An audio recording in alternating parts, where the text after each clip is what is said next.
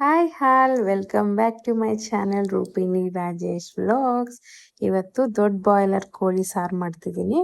Chicken ಎಲ್ಲ ಕ್ಲೀನಾಗಿ ತೊಳೆದಿಟ್ಕೊಂಡು ಸಾರಿಗೆ ಬೇಕಿರೋ ಇಂಗ್ರೀಡಿಯೆಂಟ್ಸ್ ಎಲ್ಲ ರೆಡಿಯಾಗಿ ಇಟ್ಕೊಂಡಿದ್ದೀನಿ. ನೋಡಿ ನಿಮ್ಗೆ ಅದೇ ತೋರಿಸ್ತಿದ್ದೀನಿ. ಎಲ್ಲ ರೆಡಿ ಇಟ್ಕೊಂಡಿದ್ದೀನಿ. ಖಾರದ ಪುಡಿ, ಧನಿಯಾ ಪುಡಿ, ಅರಿಶಿನ, ಹಾಗೆ ಫ್ರೈ ಮಾಡ್ಕೋಬೇಕಾಗಿರೋ ಗೋಡಂಬಿ, ಏಲಕ್ಕಿ, ಚಕ್ಕೆ, ಲವಂಗ, ಗಸಗಸೆ ಬಾಂಡೆಗೆ ಹಾಕಿ ಇಟ್ಕೊಂಡಿದ್ದೀನಿ.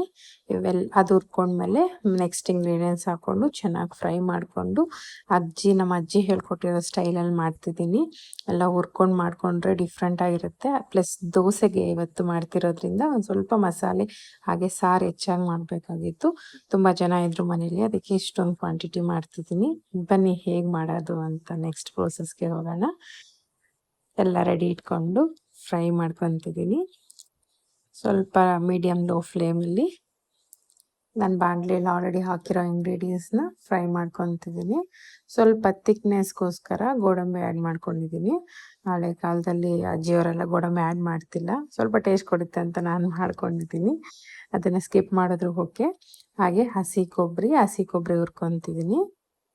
ಹಸಿ ಕೊಬ್ಬರಿ ಹಾಕೋದ್ರಿಂದ ಟೇಸ್ಟು ಡಿಫ್ರೆಂಟಾಗಿ ಬರುತ್ತೆ. ಕೆಲವರೆಲ್ಲ ಕೊಬ್ಬರಿ ಹಾಲು ತೆಗೆದು ಹಾಕ್ತಾರೆ, ನಾನಾದರೆ ಡೈರೆಕ್ಟಾಗಿ ಕೊಬ್ಬರಿ ಹಾಕ್ತಿದ್ದೀನಿ.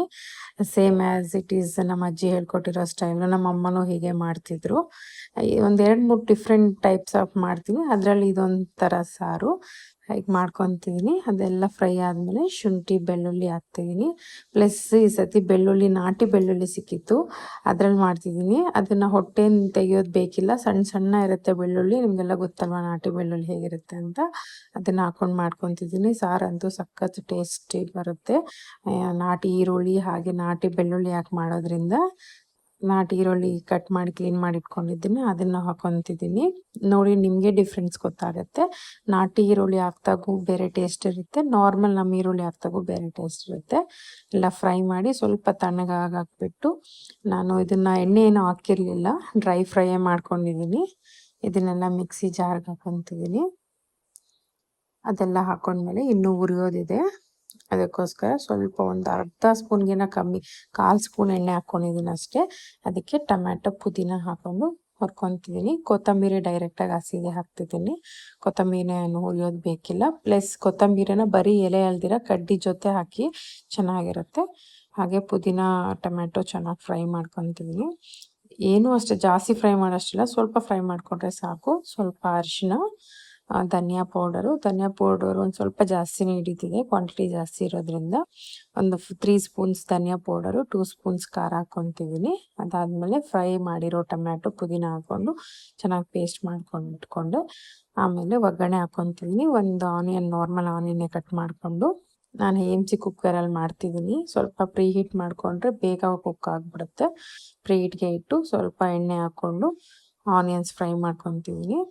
ಆನಿಯನ್ಸ್ ತುಂಬ ಗೋಲ್ಡನ್ ಬ್ರೌನ್ ಆಗೋಷ್ಟೇನು ಬೇಕಿಲ್ಲ, ಸ್ವಲ್ಪ ಫ್ರೈ ಆಗಿದೆ ಅನ್ನೋಷ್ಟೊತ್ತಿಗೆ ನಾವು ಕ್ಲೀನ್ ಮಾಡಿ ಇಟ್ಕೊಂಡಿರೋ ದೊಡ್ಡ ಬಾಯ್ಲರ್ ಚಿಕನ್ ಹಾಕಿ ಚೆನ್ನಾಗಿ ಫ್ರೈ ಮಾಡ್ಕೋಬೇಕು. ಆ ಎಣ್ಣೆ ಮತ್ತು ಈರುಳ್ಳಿಯಲ್ಲೇ ಫ್ರೈ ಮಾಡ್ಕೊತಿದ್ದೀನಿ. ಸ್ವಲ್ಪ ಲೈಟಾಗಿ ಅದು ನೀರು ಬಿಡ್ತಾವರೆಗೂ ಸ್ವಲ್ಪ ಫ್ರೈ ಮಾಡ್ಕೋಬೇಕು. ಆಮೇಲೆ ನಾವು ಮಾಡಿರೋ ಮಸಾಲೆ ಆ್ಯಡ್ ಮಾಡ್ಕೊತೀವಿ. ಹುರ್ಕೊಂಡ್ರೆ ಆಲ್ರೆಡಿ ನಾನು ಸುಡ್ಸ್ಕೊಂಬಂದಿದ್ದೀನಿ, ಸ್ವಲ್ಪ ಹುರ್ಕೊಂಡ್ರೆ ಸಾಕು. ಇವಾಗ ಟೇಸ್ಟಿಗೆ ಬೇಕಿರೋ ಅಷ್ಟು ಉಪ್ಪು ಆ್ಯಡ್ ಮಾಡಿಕೊಂಡು, ನಾನು ಆಲ್ರೆಡಿ ರುಬ್ಬಿಟ್ಕೊಂಡಿರೋ ಮಸಾಲ ಆ್ಯಡ್ ಮಾಡ್ತಿದ್ದೀನಿ. ಮಸಾಲ ಆ್ಯಡ್ ಮಾಡಿ ನೀರು ನಮಗೆ ಸಾಂಬಾರಿಗೆ ಎಷ್ಟು ಕನ್ಸಿಸ್ಟೆನ್ಸಿ ಬೇಕೋ ಅಷ್ಟು ಆ್ಯಡ್ ಮಾಡ್ಕೊತಿದ್ದೀನಿ. ಬಟ್ AMCಯಲ್ಲಿ ಇನ್ನೊಂದೇನು ಅಂದರೆ ಹೆಚ್ಚಾಗಿ ನೀರು ಹಾಕ್ಕೊಂಡ್ರೆ ಇನ್ನೂ ನೀರು ಆಗಿಬಿಡುತ್ತೆ. ನಮಗೆ AMCಯಲ್ಲಿ ಕಮ್ಮಿ ನೀರು ಹಾಗೆ ಕಮ್ಮಿ ಎಣ್ಣೆಯಿಂದ ಕುಕ್ ಮಾಡೋ ಸ್ಪೆಷಾಲಿಟಿನೇ AMC ಕುಕ್ಕರ್. ನನಗಂತೂ ತುಂಬ ಇಷ್ಟ. ಇದಕ್ಕೆ ಮುಂಚೆ ನಾನು ಇದ್ರ ಬಗ್ಗೆ ಹೇಳಿದ್ದೆ. ಒಂದು 5 ಮಿನಿಟ್ಸ್ ಆಗಿದ ತಕ್ಷಣ ನಮ್ಮ ಸಾಂಬಾರು ರೆಡಿ ಆಯಿತು. ನೋಡಿ ರೆಡಿ ಆಗಿದೆ. ತಣ್ಣಗಾದ್ಮೇಲೆ ಲಿಡ್ ಓಪನ್ ಮಾಡಿ ತೋರಿಸ್ತಿದ್ದೀನಿ ನಿಮಗೆ. ನೋಡಿ ಸಾಂಬಾರು ಕನ್ಸಿಸ್ಟೆನ್ಸಿ ಸ್ವಲ್ಪ ನೀರಾಗಿದೆ ದೋಸೆಗೋಸ್ಕರ. ನಾನು ಟೇಸ್ಟ್ ಮಾಡಿದ್ದೀನಿ, ಎಲ್ಲ ರೆಡಿ ಆಯಿತು. ಸರ್ವ್ ಮಾಡ್ತಿದ್ದೀನಿ ರಾಜೇಶ್ಗೆ. ಟೇಸ್ಟ್ ಮಾಡಿ ಹೇಳಿ ಹೇಗಿದೆ. ಸೊ ಚಿಕನ್ ಸಾರು ಮಾಡಿದ್ದಾರೆ. ಚಿಕನ್ ಸಾರು, dosa, no tiffin, brunch direct.